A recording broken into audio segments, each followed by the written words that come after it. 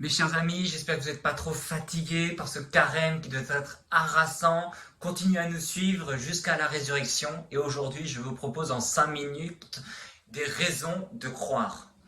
Alors la première chose que je dois dire, c'est que la vidéo de 5 minutes, elle ne va pas vous donner une évidence de la foi. C'est-à-dire que là, on ne peut donner que des raisons de croire, et s'il y avait une évidence, tout le monde le saurait. Cette attitude demande l'Esprit Saint, demande la grâce surnaturelle et aussi une disposition intérieure dans notre âme. La première chose qu'il faut dire aussi, c'est que ces choses-là ne sont pas contraires à la raison. Et c'est rationnel de faire confiance dans d'autres personnes, dans des modèles ou dans des exemples. C'est rationnel et c'est d'ailleurs ce que vous faites. Même quand vous nous dites que vous ne croyez pas les journalistes parce que vous n'avez pas vu les choses, vous mettez à croire des complotistes alors que vous n'avez pas vu les choses non plus. Donc on doit faire le tri, c'est ce que fait assez bien notre raison au jour le jour.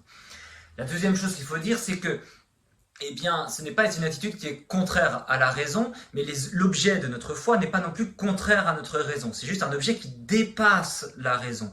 Mais ce sont des objets qui seraient contraires à la foi. Ce seront des objets comme vouloir le mal, c'est bien de faire le mal. Vous voyez, ça serait impossible à adhérer par la raison. Là, ce sont juste des choses qui dépassent notre raison. Alors, dans les choses qu'il faut croire, et il y a des raisons de le croire, j'exclurais l'existence de Dieu. Même si on croit que Dieu existe, on peut aussi le savoir. Et la plupart, vous voyez, des athées, ne sont pas des gens qui sont capables de prouver que Dieu n'existe pas, car c'est impossible à la raison de prouver que quelque chose n'existe pas. Par contre, ils sont la plupart du temps au moins des panthéistes, c'est-à-dire qu'à force d'expliquer que la matière n'a pas besoin de Dieu pour exister parce qu'elle est suffisamment puissante, on en vient à diviniser la matière elle-même, donc ça s'appelle du panthéisme. Nous avons des raisons de croire, même si nous n'avons pas vu les choses, et on n'a pas vu les exemples du Christ. Mais rappelez-vous ce qu'il y a marqué dans l'Évangile. Vous voyez, les disciples, eux non plus, ne comprennent pas tout ce que dit Jésus. Ils ont du mal à croire dans ce que fait Jésus. Et c'est pour ça que Jésus va faire des miracles, pour prouver qu'une chose invisible s'est réalisée.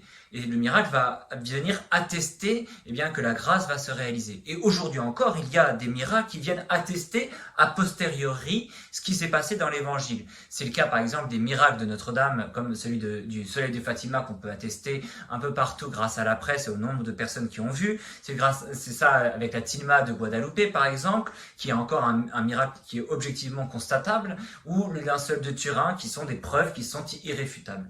Mais après, il y a dans notre attitude, on doit faire confiance dans les auteurs des évangiles. Et les auteurs des évangiles sont dépassés comme nous. Et c'est ça qui est intéressant, c'est que eux aussi ne comprennent pas tout parce que le maître est au-dessus de tout. Le maître, le Christ lui-même, vient les enseigner. C'est le rabbi qui vient enseigner les peuples, et chacun des disciples est étonné de ce qu'il écrit lui-même, parce que ce n'est pas lui qui l'a écrit, c'est pas lui qui l'a inventé. Il se met pas en valeur avec ce témoignage. C'est le cas par exemple dans l'évangile de Saint Marc. Vous avez Saint Pierre qui est un de ceux qui dictent l'évangile de Saint Marc. Il vient montrer combien en fait c'est un pécheur, mais il s'est craqué le jour au moment de la veille de la résurrection, en trahissant le Christ. Il montre toute son impétuosité, il montre aussi son orgueil, alors que la plupart du témoignage, il faut l'avouer, on en rajoute toujours une couche dans son sens. Vous voyez, le seul miracle, c'est peut-être aussi les confessions de Saint-Augustin, mais sinon, la plupart du temps, vous pensez aux grands hommes politiques qui font leur mémoire dans l'histoire, la plupart du temps, on doit passer ça au peigne fin.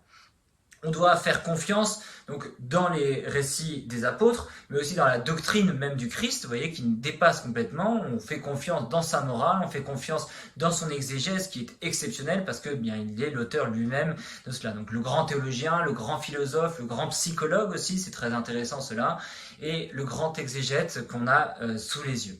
Et au-delà de toutes ces preuves, de toutes ces raisons de croire, parce qu'on a raison de croire, il faut avoir la même attitude que les disciples. C'est-à-dire que eh bien, les disciples doivent croire des choses qu'ils ne comprennent pas entièrement. Vous voyez, ils prennent l'ensemble du Christ, ils ne prennent pas juste une partie. Ça, ce sont les hérétiques. Vous voyez, nous, on doit croire l'ensemble des choses, même s'il y a des points qu'on ne comprend pas. Donc, ça demande une attitude de confiance qu'il faut avoir et qu'il faut travailler en soi. Par exemple, en récitant le credo, de bien adhérer à toutes les vérités et pas seulement à celles qui nous plaisent. Et je terminerai par cette petite citation de saint François de Sales qui dit « Que Dieu serait petit, si mon intelligence pouvait le comprendre. Heureusement que c'est difficile, heureusement que ça dépasse ma raison, sinon ce serait tout petit ce que je peux comprendre. » Vous voyez, ce que je peux comprendre est un objet qui est simple, alors que Dieu est immense comme la mer, on ne peut pas la comprendre parfaitement. Donc, travaillons notre vertu de foi, travaillons notre docilité et notre confiance dans le Seigneur, et saint carême, et à bientôt.